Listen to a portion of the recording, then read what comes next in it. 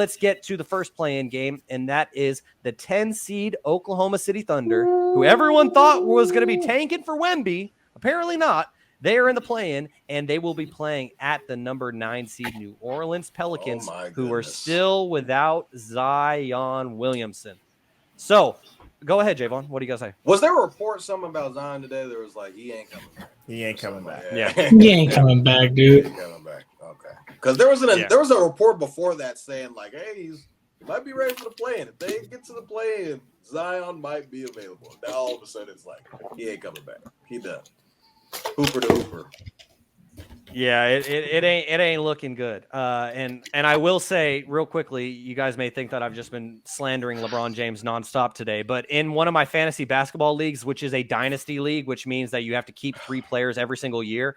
When I joined this league 2 years ago, my first move was trading Zion Williamson for LeBron James, and that trade has worked out marvelously for me, and I get to talk shit about it every single day.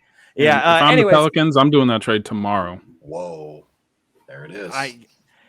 I mean, okay. So now, Emiliano, I want to hear more about that. So this Pelicans team, since they got CJ McCollum, I mean, they're still a solid team. They got CJ, they got Brandon Ingram, Jonas Valanciunas is nothing to sneeze at, even though I could hardly say his name in the first sentence. And anyway, so in this 9-10 matchup, do or die, Emiliano, who are you rocking with? You know, I lean Pelicans when I first think about it, mostly because of what you just mentioned, right? Just the list of names right at the top of the roster. But there's something about this OKC team. They've got nothing to lose. Spicy, man. They've got nothing to lose.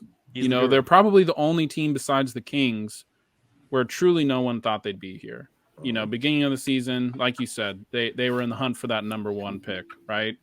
And now they're here, so why not just go for it? I mean, SGA has fully arrived, right? You have your true superstar of the future. Why not just go for it? You know that you're going to get better next year anyways. There's really no use in losing this game. They have no reason to lose, and so why not just go for it? And from here, I mean, the West is so crazy that you can be optimistic of the future of the playoffs if you go on to win this game. So why not? Why not the Thunder? I mean, a Brody who used to play in that city, his slogan is "Why not?" So for the Thunder, I mean, why not? Jaevon, where are you leaning in this one? It seems like you like that pick from Emiliano. Ooh, man, it's the playoffs, man, or play in. My bad, because when JT dropped 50. They didn't count it as a playoff stat. It was just a stat that just fell into a black hole that no one ever cares about. Only a self-defense says that. But this is the playoffs, man. You got to go with which team has the best player. And the best player right now that's available is Shai Gilgeous-Alexander, SGA. I love the way that he's been playing. He's a guy that can get to the free throw line. I think he's at the top of the league of just getting to the free throw. He shoots like 15 free throws a game. That is insane. Like 15 points from the free throw line is easy work on top of another 20 points, 25 points, all twos, because you don't shoot threes. This is a instant bucket here that we're talking about here. And I'm rocking with the OKC Thunder in this game. The Pelicans have recently been losing a lot of very close games. This past game, which I did gamble against them, they did lose. They were up the entire game. Brandon Ingram had like 23 in the first quarter. He had like 23 in the first quarter. He had more points than the Timberwolves in that game 82 game that just went down. And, they just kind of just feel like they just let the game slip away in some weird fashion. And I'm just rocking with the guy that he's the best player on the better team, I think, in my opinion. And if Zion were playing, this would be a totally different conversation, okay? Mm-hmm. But this is Brandon Ingram, CJ McCollum. They don't even have Jose Alvarado. I don't think he's playing as well. So he's a guy that, can defend and get into the passing lane. And I think he's going to be missed. But I love OKC in this game. A lot of people are going to be focused in on Shai Gilgeous-Alexander, but watch out for Josh Giddey in this game. This is a guy who, if you, like I said, I'm just a guy on here talking, man. Sprinkle that Josh Giddey triple-double for this playing game. You might want to sprinkle that triple-double.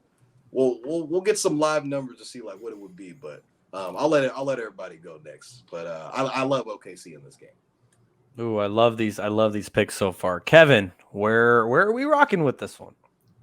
You know, you got to go to Oklahoma City Thunder. We all talked about SGA and his arrival. You know, we all saw it last year. He was just progressing, and for OKC to have another superstar, it's only right that they go in and win this first game, coming in averaging 31, 6, and 5.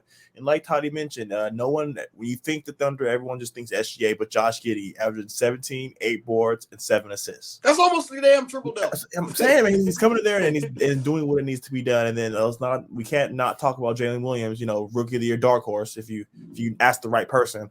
Luke Dort, they've both been coming in there and playing their role, and they have an average age of 22.8 on this team. So unless Zion Williamson's coming through that tunnel, I'm taking the Thunder. He ain't coming through. He ain't no Michael Jordan at halftime. I'm coming in. Give me the secret stuff. It ain't happening.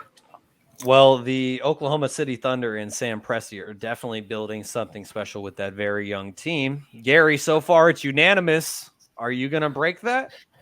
Yes, sir, I am. I'm going to be taking the Pelicans. I'm going to take the Pelicans, guys. You guys really hyped up on this OKC team. That I think it's going to get blown out by 15. I'm not going to lie. I think they're going to get blown out in this game. I think the Pelicans have been kind of playing with their food all year, to be honest with you. I feel like they're a good team even without Zion. Obviously, Zion will put them in the championship contention, really, because at the beginning of the year, you've seen him when he was playing. They were flirting with the top 2 seeds. And to be honest with you, Brandon Ingram and CJ McCollum will probably be the 2 best players on the floor. And yes, I know SGA is on the floor as well. And that's not disrespect to the young guy. He is a great talent, and he probably will end up having a better career than both of those players. But I don't think you guys remember this. They were in the playoffs last year, and people had a tough time. I'm forgetting the first round match they had. They had the Suns, I think, the first round, if I can remember correctly. Is that right? Okay, that's fallen out one time. Let's put that on the tally board. But I'm just trying to say, I just feel like Brandon Ingram and CJ McCollum are going to take it home, because when they start dicing things up in the fourth quarter and taking ISOs and switches and pick and rolls and things of that nature, and we just start getting the shots they want, that's when the Pelicans, I feel like, are going to be hitting all cylinders. I think they're going to just mid-range these guys to death, and I think they're going to finish it up. Simple as that. I think they're going to win this game, and I think they're going to end up playing. They're going to move on to this game. Simple. Garry, I knew that you were going to rock with the Pelicans, and because Garry is our devil's advocate, but he also made extremely good points there, and for that reason, I'm rocking with the Pelicans as well. Because, I mean, CJ McCollum, been there, done that. Not to the play-in, but to the playoffs. Oh, he has actually been in the play-in, though, with this same New Orleans team last year. And I honestly, I just feel a lot better about this Pelicans team at home. I mean, if we just pull up, I had to rip it off, but if we just pull up the note sheet of all of the hot takes that I got right here, Emiliano, from the podcast, one of the ones on the second one on here from Jaevon says, Pelicans will finish number 1 in the West. That was on episode number 5, December 13th. I mean, hey, if and you know, no disrespect to the guy whatsoever, but if Zion has a dietitian and somebody watching him work out, they probably are the number 1 seed. I don't know if I would go that far, but it's a great point. And the reason why I brought that quote up wasn't to throw shade, I promise, but it's because we saw just 4 months ago, we saw this. It did it to him again. He just fell out. And I thought he was talking to me at first, like, oh, don't do me that like that, Shaun. No, but anyways, the reason why Jaevon said that is because we saw the talent, we saw the promise in this team. Like, yeah, they are missing Zion Williamson, but for me, I still think that they have enough to get by this young OKC Thunder team in a winner-take-all game. Looks like he is still with us, and so for the sake of time, nope, just kidding. Anyways, for the sake of time, that's how I will leave it. But I'm rocking with New Orleans as well, Garry.